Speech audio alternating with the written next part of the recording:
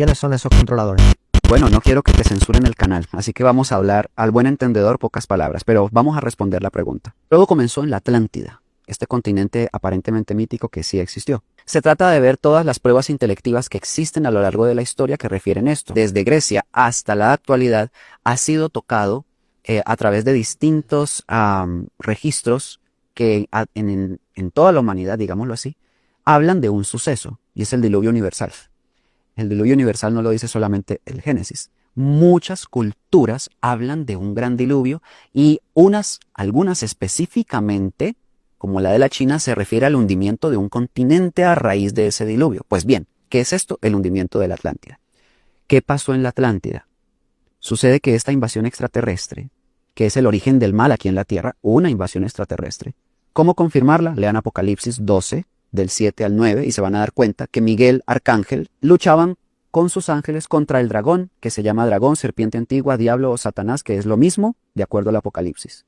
Y luego dice que no se halló lugar para ellos en el cielo y cae a la tierra. Quiere decir que el dragón es extraterrestre, no estaba en la tierra, eso es extraterrestre. Y que hay de los moradores de la tierra y el mar, porque el diablo ha descendido con gran ira, sabiendo que tiene poco tiempo. O sea que esta invasión es temporal, es efímera. Ellos no son eternos, nosotros sí. Ellos son mortales, nosotros somos inmortales. Ellos tienen el tiempo contado, nosotros no. Y la furia contra la humanidad es precisamente esa, que somos superiores, pero no nos podemos dar cuenta de eso. Bueno, volvamos al punto. Esa es la naturaleza del mal en la tierra, esa invasión. Isaías, a quienes les gusta la documentación literaria y quieren estudiar, pueden leer Isaías 14, todo el capítulo, y ahí está cómo Isaías denuncia esa misma rebelión, colindando con el Apocalipsis, pero recuerden que son textos de aproximadamente 900 años de diferencia. Isaías dice, oh Lucifer, que caíste del cielo. En la Biblia dice lucero, pero en el latín original decía Lucifer, o sea, es la misma rebelión. Que caíste del cielo, hijo de la mañana, cortado fuiste por tierra. Tú que debilitabas a las naciones, tú que decías en tu corazón, subiré al cielo, en lo alto, junto a las estrellas de Dios. Ahí se ve que proviene del espacio y que la creación son todas las soles. Y me sentaré en el monte, acuérdense de esa palabra, a los lados del norte.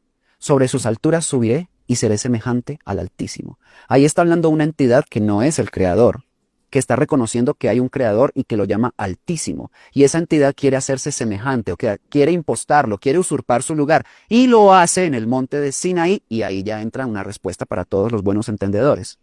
Hace 6.000 años aproximadamente se sucede el acontecimiento del monte del Sinaí, en el que un Dios, no Dios, sino un Dios, con el cual Moisés hablaba cara a cara, cuando Jesús decía, a mi Padre no lo ha visto nadie jamás. Pero sí, Moisés sí hablaba cara a cara con él, ahí está, en el Deuteronomio. Le entrega unas tablas que dicen que son apenas 10 mandamientos, otra mentira. El Código Hammurabi, más antiguo que este suceso de Moisés, tiene más de 666 leyes donde ya se registraba la ley del talión, que es la ley del ojo por ojo, diente por diente, mano por mano, pie por pie. Si alguien te tumba la casa, túmbale la casa. Si alguien mata a un pariente, mátale a un pariente. Así, con esa amplitud. Pues sucede que esa ley, no 10 mandamientos, fue la que recibió Moisés y luego dijo, con esta ley vas a conducir a mi pueblo porque yo lo elegí. O sea, esa entidad corpórea le está diciendo a Moisés que tiene un pueblo elegido que debe ser regido por esta ley y que no se le permite adorar a otro Dios. Que si llegara a adorar a otro Dios, entonces padecería de todas las maldiciones. Y si leen Deuteronomio, ahí ese Dios maldice a la humanidad. Si no hicieras los mandamientos que yo te intimo hoy, de cierto te digo que todas estas maldiciones caerán sobre ti. Maldito al entrar, maldito al salir, maldita tu arteza de amasar. Donde pongas la mano yo pondré un escorpión, te heriré de tisis, te heriré de cólera. Es un Dios terrible, terrorífico. Y saltando muchos siglos, ahora se dice que ese es el Dios papá de Jesús, que es nuestro creador. En fin, ese es otro punto. Sucede que este pueblo es el que quedó del hundimiento de la Atlántida. En estos registros se establece que cuando la Atlántida es hundida por las fuerzas de los hombres de Miguel, cuando vieron que esa rebelión se asentó en ese continente, que se habla, y es verdad, de un gran avance tecnológico, pero de un atraso espiritual inversamente proporcional. Y hay un problema. Cuando la humanidad crece tecnológicamente, pero no crece espiritualmente, está condenada a desaparecer por guerras. Y eso es lo que ha pasado hasta hoy. Cuando la humanidad crece espiritualmente, desarrolla tecnología para el servicio de la comunidad, porque todo está regido por el amor y la comprensión. Ahí la humanidad perdura eternamente.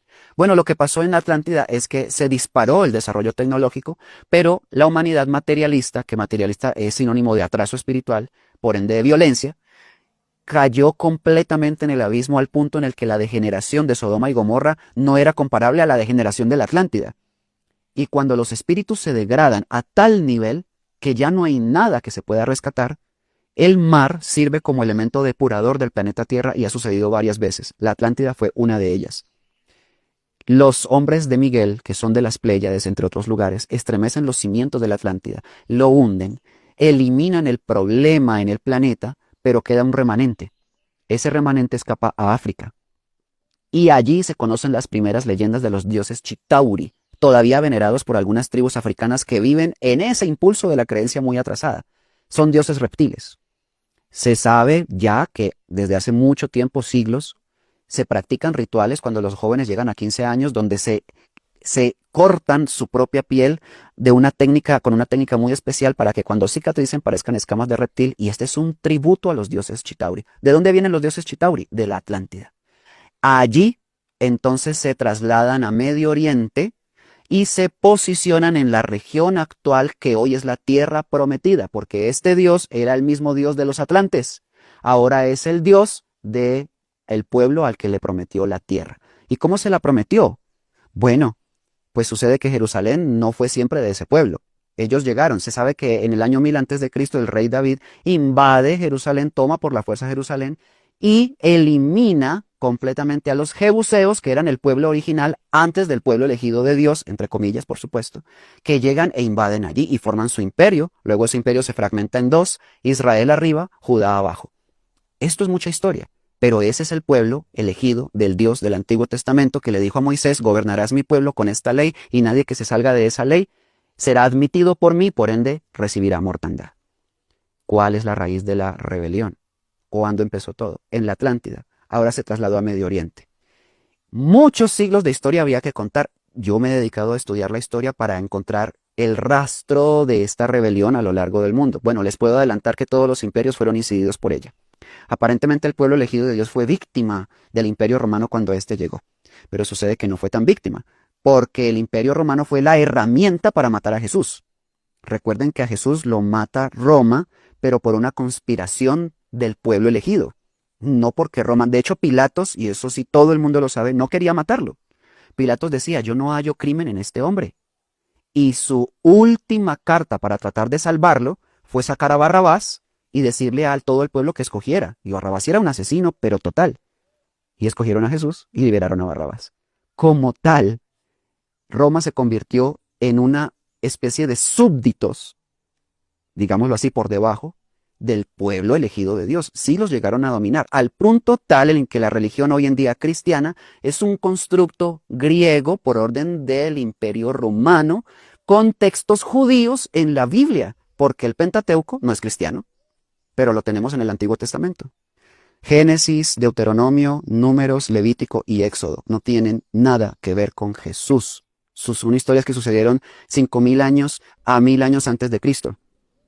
¿Y por qué están en la Biblia cristiana? Bueno, por un ordenamiento del pueblo elegido de Dios.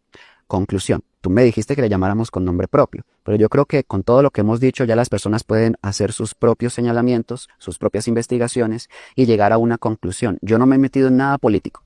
No me he metido en nada de lo que está pasando actualmente en Palestina, nada de eso. Porque eso es solamente la prueba de los frutos de ese pueblo. Pero tampoco significa que hay que defender al otro, porque nuevamente lo que han conseguido ellos es dividir a la humanidad en dos bandos. Y si tú te vinculas por empatía con alguno de los dos bandos, ya estás en la guerra. Y si ya estás en la guerra, cuando esta suceda, ya estás muerto, porque vas a querer defender uno de los dos bandos. Esa es una jugada de ellos. ¿Cómo lo lograron? Pobrecitos ellos, que les tocó hacer una diáspora porque todo el mundo los persigue, porque nadie los quiere, porque todo el mundo los expulsa. La pregunta es: ¿por qué todo el mundo los expulsa? Pues sucede que no es que los expulse, nuevamente son estrategias. Se disgregaron por el mundo entero y en este momento gobiernan el mundo entero tras bambalinas. Toda empresa multinacional, los dueños son de este linaje, porque es un linaje, no es una religión. Recuerden que el sionismo es un movimiento nacionalista que exalta el linaje o sangre por descendencia desde Abraham e Isaac hasta el día de hoy. Entonces, no es una religión. ¿Practican la adoración a su Dios Jehová? Sí, pero no es una religión. Es un pueblo que está unido por una lengua, que está unido por unas costumbres, que está unido por un linaje. Entonces, ¿qué sucede? Que están en todo el mundo. La industria pornográfica mundial, ellos son los dueños. La industria farmacéutica mundial, ellos son los dueños. Lo que pasó en el 2020 fue una planificación de ellos. La corporación estadounidense, porque Estados Unidos realmente es una corporación, se sabe que todos los países son empresas realmente y sus gobiernos son administradores de las empresas, de ahí el Producto Interno Bruto, de ahí que haya tratados comerciales, etc. Pero es una corporación de Israel realmente. Por eso siempre van a ver que Estados Unidos va a estar de parte de Israel en cualquier conflicto, aunque implique matar 1 millón o 1.000 millones de personas, Estados Unidos va a estar ahí. No porque lo apoye, es que Israel manda en Estados Unidos. Realmente es así. Israel forma a Estados Unidos a través de la corona inglesa, que es de este linaje. Ya todos lo entienden. Y la corona inglesa, que ha sido el imperio más devastador del planeta Tierra, que ha gobernado más territorio de que todos los imperios del planeta Tierra y que son una vergüenza para la humanidad terrestre, fueron los que enviaron 13 colonias a Estados Unidos a fundar Estados Unidos. 13 colonias que eran 13 familias completamente de este linaje del pueblo elegido. Y bajo el precepto de Dios me envió, yo soy hijo de Dios, toda esta tierra me pertenece, y ustedes que ya vivían aquí tienen que irse y si no se van, los mato, porque esta tierra me la dio Dios. Exactamente la réplica de Israel con su territorio cuando Jehová le dice que mate a los jebuseos, a los cananeos y a todos los demás pueblos porque esa tierra es de ellos. Conclusión. La historia es la que habla. Yo solamente estoy tomando algunos puntos para que todos saquen conclusiones, pero la historia está ahí revelando la verdad. La matriz y raíz de todo mal sobre la tierra es los que causan la guerra. ¿Quiénes la causan? Investiguen. Es lo que causan la división ideológica. Toda guerra requiere una división ideológica. Si no hay una ideología, la guerra no funciona, se pierde inmediatamente. Se necesita fracturar o escindir la identidad de los pueblos para que apoyen a cualquiera de los dos bandos. Si el pueblo es indiferente a la guerra y lo que hace es huir de ella para preservar su vida, esa guerra no sirve. Necesitan la participación del pueblo. ¿Qué se inventaron para que todas las naciones se involucren en las guerras? El comunismo y el capitalismo. ¿Quién se los inventó? Otra vez, el mismo pueblo. Porque el comunismo lo hizo Marx en el siglo XIX y sucede que Marx nunca fue a China y China se volvió comunista. ¿Cómo sucedió eso? Porque si todo Occidente se volcó muchas veces desde las guerras del opio y antes a introducir ideologías occidentales o judías para que el pueblo se dividiera y cualquier día el pueblo se levantó en armas y apareció un líder comunista y fundó la China comunista. ¿Qué es la Unión Soviética? Comunista. ¿Pero cómo llegó el comunismo allá? Igual, revolución bolchevique y toda la infiltración del pueblo elegido de Dios, trasladando sus ideologías para enardecer los ánimos del pueblo que ya estaban bastante oprimidos por el capitalismo injusto. ¿Quién se inventó el capitalismo? También ellos mismos. ¿Quién es Adam Smith, el padre de la economía? ¿A qué pueblo pertenece? Al judío. Entonces aquí no se trata de un discurso antisemita. Esa palabra se la inventaron ellos para poder señalar a los que los descubren. De hecho, el que ellos estén peleando con palestinos ya los hace antisemitas, porque los palestinos, como los árabes, son hijos de Ismael, que es hijo de Abraham, que es descendiente de Sem. Y todos los pueblos semíticos serían antisemitas y se pelean entre sí. Pues ahí tienen los primeros antisemitas. Nosotros no somos eso. Nosotros somos seres inteligentes que vemos la realidad y no nos dejamos engañar. Entonces, para no hacer más extensa la respuesta, creo que con los datos que he brindado ya tienen cualquier persona para profundizar en una investigación objetiva, no sesgada por la afinidad con la defensa de la libertad de ningún pueblo, antes que con la defensa de la libertad personal del pensamiento y del corazón.